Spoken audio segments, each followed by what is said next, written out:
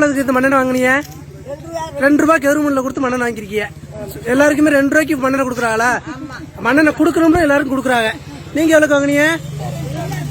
2 ரூபாய்க்கு. 2 ரூபாய்க்கு தான் மண்ணெண்ணெய். ஆமா ஆமா, மண்ணெண்ணெய் 2 ரூபாய்க்கு வாங்குறோம். ஆமா ஆமா, மண்ணெண்ணெயே நிப்பாட்டி போடலாம் தயவுசெய்து.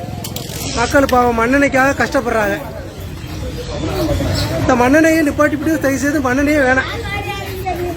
ஆமா, மண்ணெண்ணெய் கொடுக்குறோம்னு சொல்லி பாவம் கஷ்டப்படுத்துறாங்க மக்களை.